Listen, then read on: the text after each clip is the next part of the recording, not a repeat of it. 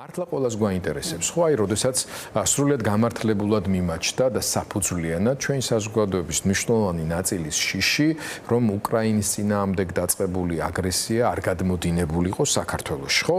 გასაგებია, რომ ომი დიდი უბედურება არის ამ ქვეყანას არაერთხელ გამოუვლია სამწუხაროდ ამის ინსტრუმენტალიზება მოხდა და манипуლირება ადგილზე ივანიშვილის პროპაგანდის მიერ იმისთვის რომ პოლიტიკური ოპონენტები გაენადგურებინათ რომ ისეთი ტიპის გადაწყვეტილებები მიიღოთ რომელსაც სხვა გარემოებებში უბრალოდ ვერ მიიღებდნენ ხო ძალაუფლების კონცენტრაციისთვის და ასე შემდეგ მაგრამ თუნდაც მათივე ლოგიკიდან ან ქართული ოცნების მხარდამჭერის ლოგიკიდან გამომდინარე სრულიად გაუგებარია და წინააღმდეგობაში მოდის რომ კაცო რუსეთის თუ გეშინია რომელიც ახლა ზუსტადაც რომ დასუსტების თავდაღმართშია წასული ვინც მართლა ისედაც ძლიერი იყო მაგრამ ახლა საერთოდ აჩვენა კიდეც თავისი ძალა რისი პრობლემაც ჰქონდა დასავლეთ ხო თავის ეს პაციფისტური გადახრებით და ბევრი სხვა პრობლემით იმისი მაინც როგორ არ უნდა იმის უფრო არ უნდა გეშინოდეს იმასთან რო შედიხარ ასე დომში და აქედან ჩდება ზუსტად ეს შეკითხვა. არა ივანიშვილის დიქტატორულ მისწრაფებებთან და ასე შემდეგ, აქ მე მგონი ყველა კითხვაზე პასუხი გაცემული ამ კაცის დემოკრატიულ ბუნებასთან მიმართებაში. რატომ აკეთებს ამას? რამდენად ადეკვატურია ბატონი ივანიშვილიც და ის ადამიანები, ახალგაზრდები, განსაკუთრებით, რომლებიც აი ამ მესიჯებით არტიკულირებენ. ხო, მადლობა ამ შეკითხვისთვის, რამდენიმე სართულიანი შეკითხვაა და ალბათ მაინც უნდა დავიწყო იმის თქმით, რომ როდესაც პოლიტიკოსების თქვათ ქცევაზე რეფლექსიას ვაკეთებთ ხოლმე, არასოდეს დიაგნოზებს არ ვსვამთ, იმიტომ რომ არსებობს ასეთი გოლდბოთერის წესი, რომლის მიხედვითაც არასოდეს თუ შენ კლინიკურად არ გაგისინჯია ადამიანი, არ შეგიფასებია მისთვის მის დიაგნოზებზე საუბარი არ შეიძლება. თუმცა, როდესაც ვლაპარაკობთ სიტყვა ადეკვატურს, როცა ვიყენებთ, აი ეს ზუსტი სიტყვა არის, რომელიც ახლა ახასიათებს თქვათ იმ მდგომარეობას, რომელშიაც ჩვენი მართველი გუნდია. საქმე იმაშია, რომ საკმაოდ ინტენსიურად ქმნიან თავის რეალობას. ანუ მართალია ეს რეალობა იზიარებს რუსული პოლიტექნოლოგების რეალობას და იდეოლოგების რეალობას. აი ესე გაზიარებული რეალობა აქვს რუსეთთან, იმიტომ რომ იგივე ენა, რომელსაც ხმარობენ და ენა ქმნის დისკურსს. დუგინის ენაა. ხო ეს არავისთვის აღარ არის საიდუმლო. კი, აი ეს ბოლო განცხადებაც რაც წავიკითხეთ, გუშინ წინ გავაცანი დუგინის ახალი განცხადება, რომელმაც სახელიც კი მოუწოდა, ესე ვთქვათ, მოუგონა ამას და გლობალური დივერსია დაარქვა, ხო, ანუ გლობალური. ხო. ანუ გაზიარებული რეალობა აქვს რუსეთთან, მაგრამ როგორი რეალობა აქვს დღეს რუსეთს? სამწუხაროდ რუსეთს დაკარგული აქვს რეალობასთან ეფექტური კონტაქტი. რუსეთი ამბობს რას? რომ იქ სადაც რუსის ჩექმამ დაადგა სამხედრო ჩექმამ ის ყველაფერი რუსეთია. ესე გამოდის, რომ ყველაფერი რუსეთია. გერმანიაც კი თავისი გონია თაგიდან გამომდინარე, ხო, ალბათ გდრ-ის დაბრუნებაზეც ოცნებობენ, ხო? უკრაინასთან ომში თქვათ, ის რომ 3 დღეში უნდათ მოგება და ეხლაც 3 წელია ომი გრძელდება და რეალობას მოწყვეტილია მათი აღქმა უკრაინისა თავისი ძალებისა, თავისი პოტენციალისა, სამხედრო პოტენციალისა, სოციოპოლიტიკური პოტენციალისა დაკარგული აქვს რეალობასთან ეფექტური კონტაქტი. და აქ დავამატოთ პერსონალურ დონეზე პუტინის ტრამპთან მიმართებაში, იმიტომ რომ ტრამპი ამ მხრივ ძალიან მნიშვნელოვანი ფიგურა იყო, რომელიც ბევრი სხვა მიზეზების გამო შეეძლო გარკვეულ ეტაპზე გამოსავლის საპოვნელად გამოეყენებინა. ესეც არ გააკეთა. ანუ სრულ ირაციონალიზმში არის გადასული პუტინი, მაშინ როდესაც მას ეს წინა წლებში არ ახასიათებდა. აბსოლუტურად. ამას ფსიქოლოგიის ენაზე ვუწოდებთ რეალობასთან ეფექტური კონტაქტის დაკარგვა. რა მდგომარეობაში ახლა რუსეთის თქვათ, აი დახასიათება შეიძლება რასაკვირველია მრავალგანზომილებიანი შეიძლება იყოს დახასიათება, მაგრამ ერთი რომ რეალობასთან კონტაქტი დაკარგული აქვს და არაადეკვატურია, ვერ აღიქვამს რეალობას როგორც ის არის. საკუთარ თავს ვერ აღიქვამს ადეკვატურად, ანუ თავის ძალებს ვერ აფასებს ადეკვატურად და აქვს ფაშისტური ფაქტობრივად, ეხლა კი რაშისტული შეიძლება ვუწოდოთ, ხო? მაგრამ აქვს ფაშისტური დამოკიდებულება უკრაინის მიმართ, იგივე საქართველოს მიმართ, იმის მიმართ, სადაც მისი ჯარისკაცის შექმამ გაიარა. ეს ფაქტიურად ეს მდგომარეობა ძალიან დიდი ტრაგედია არის ქართული მმართველი გუნდის მიერ რუსეთის რეალობის გაზიარება. ანუ გაზიარებული რეალობა შეიძლება კონდეს დასავლეთთან, მასთან ერთ ენაზე ლაპარაკობდე და შეიძლება ვთქვათ ადამიანის უფლებები კონდეს ყურადღების ფოკუსში, შეიძლება კონდეს ვთქვათ კეთილდღეობა ყურადღების ფოკუსში და არა ის შენი ჩექმა სად მოხდა და სად უნდა დატოვო კვალი ან სად უნდა გამოიყენო სამხედრო ძალა ან მოკლედ დიდი ტრაგედია არის რომ რუსეთთან აქვს გაზიარებული რეალობა რუსეთთან ერთ ენაზე საუბრობს და აქედან გამომდინარე არ ვაკეთებ კომენტარს მათ განცხადებაზე მაგრამ მაინც მინდა ვთქვა რომ ეს განცხადება არის ჩემი შენ გითხარიო გული მოგიკალიო ანუ რაღაც მომენტში ვიფიქრე როცა ვკითხულობდი რომ აი ხა ვთქვა deep state-ის მაგე რუსეთი რო ჩავსვათ და საქართველოს რო ჩავსვათ გაღმარო შედაოს ამბავი გასაგებია მაგრამ ეს ყველაფერი ხო ძალიან სასაცილო ხდება არა ეს შეიძლება აქ ადგილზე გადიოდეს გარედან არის ჩვენთვის ტრაგიკული მაგის თქმა მინდა რომ ეს სასაცილოც არის გარედან და აღქმის თვალსაზრისითაც პრობლემაა იმიტომ რომ ამდენი თვის და წლის განმავლობაში დარწმუნებული ვარ დასავლეთის ეს ინსტიტუტები საერთოდ სწავლობენ რომ მიხვდნენ რა ბუნების მატარებელი არის იმ ტიპის ხელისუფლება რომელიც ეხლა ჩამოყალიბდა საქართველოში და ჩამოყალიბდა აზროვნების გაჯგუფებული ხელისუფლება სოციალურ ფსიქოლოგიაში ამას უწოდებენ აზროვნების გაჯგუფებას როდესაც რეალობასთან ეფექტური კონტაქტი დაკარგული გაქვს და კრიტიკული აზრი ვერ ბედავს აღმოცენებას კონკრეტულ ჯგუფში არ აქვს მნიშვნელობა რა ჯგუფია, მაგრამ ეხლა ამ წუთას შეგვიძლია ვილაპარაკოთ ჩვენ მართლ ჯგუფზე ამ დროს ფაქტობრივად გაჯგუფება ხდება აზროვნების და შენ წარმოსახვით რეალობაში ცხოვრობ, ეს ძალიან მაღალი სტრესია, შენ იქმნი ამ რეალობაში იქმნი მტრისხატს, იქმნი თქვათ ამ მტრისხატის პროექციას აკეთებ. არ კრიტიკულ არხებს, ხარ აბსოლუტურ საინფორმაციო იზოლაციაში პირიქით, შენივე პროპაგანდისტული ნარატივით შექმნილ სამყაროს იღებ მოცემულობად, ადამიანები, რომლებიც ჩვენს კლიენტურას წარმოადგენენ, მხოლოდ შენთვის სიამოვნების მონიჭ და ამ ნარატივთან შეგუებადობის სიგნალს იმპულს უნდა ასხივებდნენ და ეს კიდევ უფრო მეტად ამწვავებს და ამძაფრებს იმ შესაძლოა გარკვეულ ფსიქოლოგიურ ან ზოგიერთ შემთხვევაში ფსიქიურ პრობლემებსაც რომელიც ჩვენ შეიძლება გქონდეს. მე მინახავს პირადად ესეთ სიტუაციები, როდესაც ძალაუფლების სრული კონცენტრაციის პირობებში ადამიანი თავად ახდენს თვით იზოლირებას ძალიან ვიწრო წრისა, რომლებიც ადაპტირდებიან სრულად, იმიტომ რომ თვითგადარჩენის ინსტინქტი ხდება, მათი გამორჩევა გადარჩენაც და შემდეგ იწყება დროის გარკვეულ მონაკვეთში სწრაფი პროგრესირება მათი პრობლემების, მათ შორის ფსიქოლოგიური პრობლემებისაც.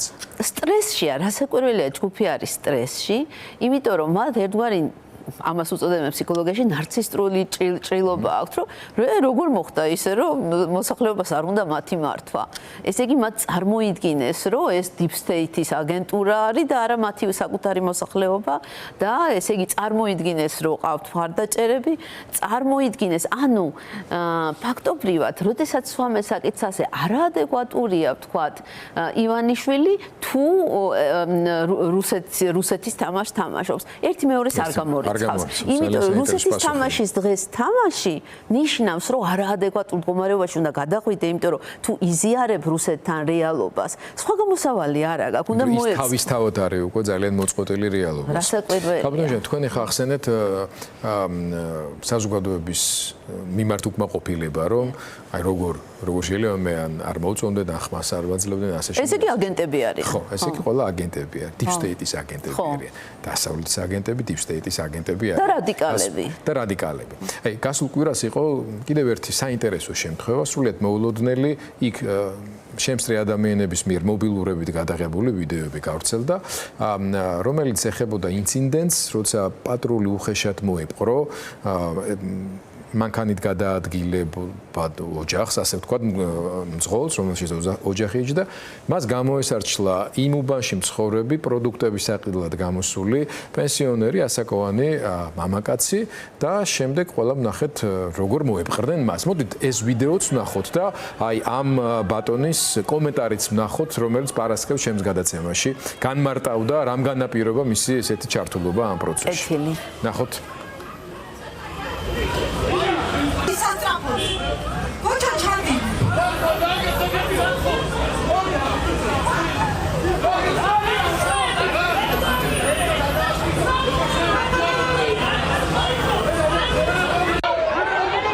აკეთებ? ხელი გაუში, პოლიციელი ხარ. რას აკეთებ? არ ცხენია? რას აკეთებ? არ ცხენია ბიჭო? არ ცხენია? როგორი არ გამოვიწყდა? ვაი, შესაგინებია. აცი სულად არის, სასამოში გარეკეთ. აცი სულად არის.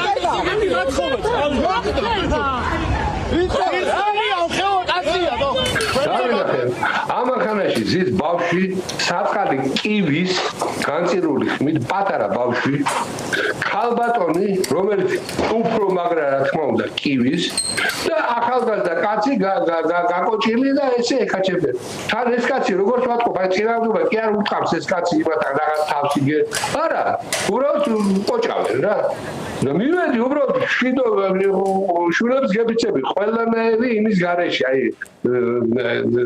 ნიშნის გების და უბრალოდ მივედი შვილმეთქი არ ჯობიებეთქი რადგან ამ კაცს ესე რო აწვალოთ მეთქი კითხეთ და აუხსენით რისთვის დაიჭირეთ რატო დაიჭირეთ იქნება გაიგოს ყველაფერი ხოხედავთ არ გეწინააღმდეგება ის ქალბატონის დააშვილეთ და ის ბავშვის დაამშვიდეთ მეთქი თორემ ცუდია მეთქი ეს საქციელი შენ ვიგეკითხებაო ну შენ კი არა თქვენ მეთქი ალბათ მაგრამ საქმე იმაში რომ მე ხალხი ვარ მეთქი და ხალხს კიდე თავისი უფლებები და თავისი რაღაც აქვს და ცოტა ხანში ძალიან ცოტა ხანში ნახავთ რომ ეს ხალხი ყოფას გიტირებს მეთქი რომ ყოფის ტირება ყოფილა შეგინებოდა რატო შემაგინებოდა და დამეტა ეგეც დანარჩენებით მიგრიხეს მოგრიხეს და აღარ მახსოვს მე რაღაცა დატრია და ყველაფერი და სრულად გავხდი რა ამის მერე როგორ უნდა იქნო ადამიანმა თავი იმათ რა ქვია რომ ქვეყანაში ვცხოვრობ ბაცო ხო, აი საინტერესო შეკითხვები არის და ამ ადამიანის გულწრფელობაში დარწმუნებული ვარ ეჭვი არავის არ ეპარება და არც ამ შემთხვევის სპონტანურობაში ესე ვთქვათ, ხო? საზოგადოება როგორ რეაგირებს უკვე იმ ეტაპზე, რა ფაზაში შევედი ჩვენ ყველანი, ხო? ტელევიზორიდან გვესმის სიგიჟეები, აგერ deep state-ს ვებრძვით ჩვენი ასაკიდან გამომდინარე მართლა გვახსოვს დაახლოებით იგივე ლოზუნგები, თუმცა მაშინ უკვე ყველა ძალიან გვეცინებოდა ამაზე, ხო? ეს დამპალი დასავლეთი, იმპერიალისტური, ასე შემდეგ რაღაცეები და ჩვენ ხედავთ, რომ არის ერთი კონკრეტული ადამიანი, რომელსაც ეს გამოყვა იქიდან და ამის პროექცირებას ცდილობს ახლაც, ну იგივე თუნდაც რუსული ხაზიდან გამომდინარე, მაგრამ საზოგადოება ამას უყურებს, რაღაც ეტაპამდე კიდე მიყვა პოლიტიკურად აქტიურმა ადამიანებმა ადრე დაიწყეს და უფრო აგრესიულად პოზიციების გამოხატვა და წინააღმდეგობა, მაგრამ ეხლა ხალხი ხვდება, რომ შევედით უკვე იმ ფაზაში, რომ ძალოვანი სისტემა იქნება ეს თუ სხვა სტრუქტურები და ასე შემდეგ, მათ ძალაუფლება მოიპოვეს ხალხზე, არა მარტო იმ პირველი კაცის დონეზე, არამედ ყველა დონეზე განკითხავი არავინ არის. სასტიკი დამოკიდებულება გაჩნდა. შემაკავებელი და შეურაცხმყოფელი. კულტურა გაიწნეხა მთლიანად, ცივილიზებულობა, მოპყრობა, ზრდილობა, სასამართლოდან, პოლიტიკური ლიდერებიდან სახელისუფლებო გვესმის ისეთი ფრაზები, ისეთი მოწოდებები და ისეთი რამე იქცა ნორმად, რომელიც არასოდეს ქართული სამყაროს ისტორიაში კულტურის ნაწილი არ ყოფილა. აი ამ კაცის აღშფოთება მათ შორის აქედანაც მომდინარეობს. მან დასაწყეს ჩემი ინტერვიუსი ალბათ ყველამ ნახა, განმარტა რომ ის ზოგადად წინააღმდეგია ნებისმიერი ძალადობის და მათ შორის ის წარმოწვევს, როდესაც პოლიციელების მიმართ თუნდაც შეიძლება რაღაცა უხეში მოპყრობა იყოს და ასე შემდეგ და რა ის არ არის, რაც ჩვეულებრივი პოლიტიკური აქტივისტი ადამიანი, რომელსაც საბაბი შეიძლება ჰქონდეს გაცილებით უფრო აგრესიულად გამოხატავდეს თავის პოზიციას, ხო? მაგრამ უკვე ჩვეულებრივი ადამიანები არიან აღშფოთებულები. აი სანამდე შეიძლება მივიდეს ეს პროცესი ან რა ფაზაში ვართ? კეთილი დასაწყისთვის რა ხქვია ბატონს, ხო არ გახსოვთ? გამახსენდება და გეტყვი ხა ჩავხედავ კი. ხო, მინდა რომ მიმართო ამ ბატონს თუ დღეს გვიყურებს, რომ ქეთს ვიხრი მის წინაშე. აი მისმა ქცევამ, მისმა საქციელმა მომაგონა ძალიან ცნობილი ტანკმენ არის ასეთი თავის დროზე ვიეტნამში ტანანმენის მოედანზე, როდესაც ტანკებით, ასე ვთქვათ, რეპრესიული, ასე ვთქვათ, ბატონი პაატა სამარგულია. ბატონო პაატა, ქეთს ვიხრი თქვენს წინაშე. ხო. ჩვენ ვიესალმებით კიდევ ერთხელ. ხო, ქეთს ვიხრი თქვენს წინაშე, გამოვხატავ პატივისცემას, იმიტომ რომ მომაგონეთ ძალიან ცნობილი ტანკკაცი, ესე იგი ვიეტნამში დიდი ტანკების კოლონა და რითი მომაგონა ორთავეს იმ კაცსაც არავინ არის ის ვინ არის. აი რომ შეხვიდეთ ინტერნეტში და დავუბრუნდეთ. ზუსტად მეც გამახსენდა. პარკი უჭირავს ხელში პროდუქტები. უჭირავს ხელში დადგა ტანკების კოლონის წინაშე და არ გაუშვა. ესე იგი იმათ იმედი ჰქონდათ რომ დაქოქავდნენ ის გაიწეოდა და შეეშინდებოდა და დაუთმობდა.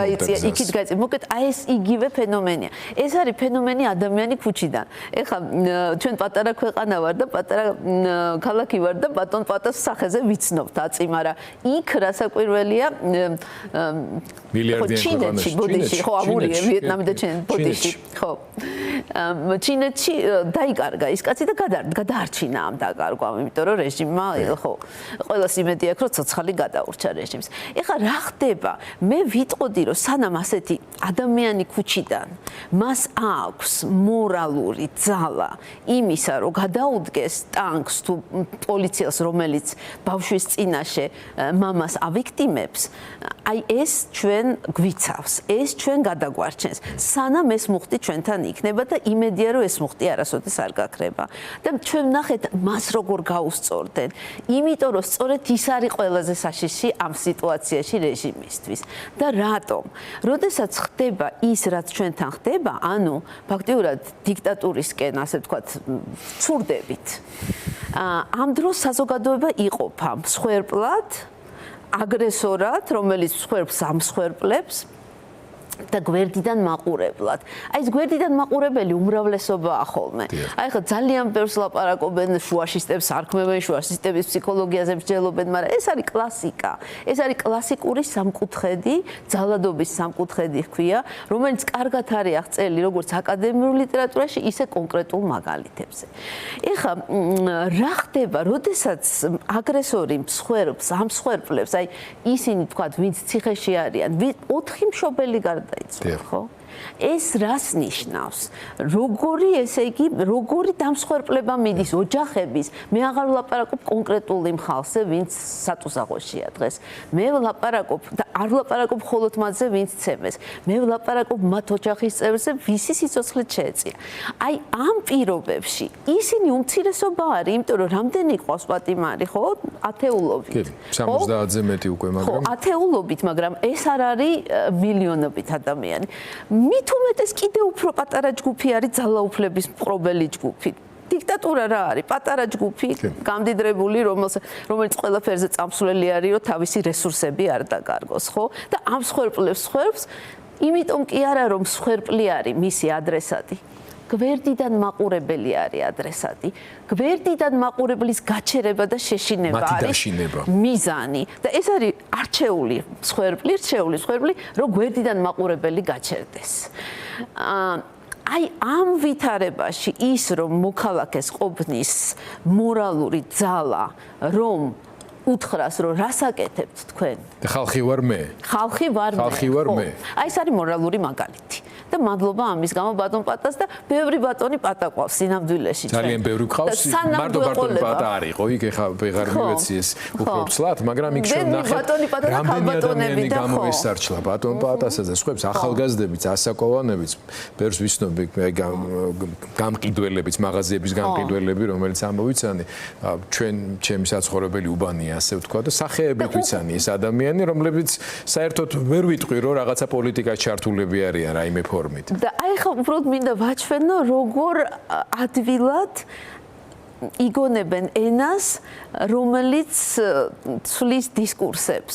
ესე იგი, ბატონი პატა, ღირსეული მოქალაქე, ადამიანი ქუჩიდან ფაქტიურად ჩინელი ტანკმენის ჩვენი, ასე ვთქვათ, ანალოგი, ხო? უკვე აღწრეს სასამართლოს საქმე. კი, საქმე. უკვე აღწრეს და ეხლა სავარაუდოდ დასჯიან კიდევაც, ხო? ასე მიდის ასეთი სცენარებით მით და სავარაუდოდ რადიკალურ ელემენტსაც დაარქმევენ. აი ასე ფაქტიურად მრუდდება სინამდვილე. ეს იყო ადამიანი ქუჩიდან, რომელსაც მორალმა მოუწოდა, რომ ჩაერიე და გააჩერე რაც ხდება და რომელიც ეხლა იქნება ფაქტიურად დასჯის სამიზნე. იმიტომ რომ დანარჩენებს შეეშინდეს და აღარ ჩაერიო. ეს არის ლოგიკა ამ სისტემის და ნებისმიერი ავტორიტარიზმის, მაგრამ ეს ხო ეს ვერ გაგრძელდება დაუსრულებლად, თუმცა ჩვენ გვინახავს საკმაოდ ხანგრძლივი პერიოდი დიქტატურების, ოღონდ ჩვენთან ბევრი ფაქტორი ახლა ამაზე საუბარს უნდა დავიწყოთ, მაგრამ ის რომ ამ ხრივ მძიმედ არის საქმე, გასული კვირა ამ თვალსაზრისით ერთ-ერთი ყველაზე ტრაგიკული გამოხატულებით იყო წარმოდგენილი კლიმატი, რომელზეც ახლა ჩვენ საუბრობთ და აღვწერთ, არა მარტო გამსხვერპლებულ ადამიანების ტრაგედიაზე მოგვითხრობს, არამედ თავად ამ სისტემის წარმომადგენლების აუტანელ ყოფაზეც, ხო? ბატონი თორნიკე რიჟავაძის ეს ისტორია ზუსტად ეს არის და ამასზე რა სიტყვით? იმიტომ რომ ესეც ხო გარკვეული სიმპტომი არის, შიგნით როგორი განწყობა არსებობს და ეს შემთხვევაც რა სიგნალის გამცემი არის აი ამ რეპრესიული სისტემის შიგნით ყოფი ადამიანებისათვის. ესეც კლასიკაა ჟანრის. თქვა დათათუშაშხიაში ეს აღწერილი არის როგორც კაცჭამიავირთხების ისტორია, ხო? როდესაც ერთმანეთს ჭამე და მე ყველაზე ძლიერი, ასე ვთქვათ, გამოიყვანება ამ პროცესში, ხო? ვინც ყველა სხვას დაჩაგრავს, შეჭამს და ასე შემდეგ. ანუ ესეც ჟანრის კლასიკა, ანუ ეს ბუნებრივი პროცესებია. ასევე იყო, აი ხა მე მინდა რასაკვირველია, მინდა რომ იმედიანად ვიყოთ, თუმცა რაც მოხდა ერთი საუკუნის წინ და განსაკუთრებით 30-იანებში, ისიც იგივე პროცესები იყო, იქაც ძალადობის სამკუთხედი იყო, იქაც თქვათ ხალხს შეეშინდა რაღაც მომენტიდან გამოსარჩლება.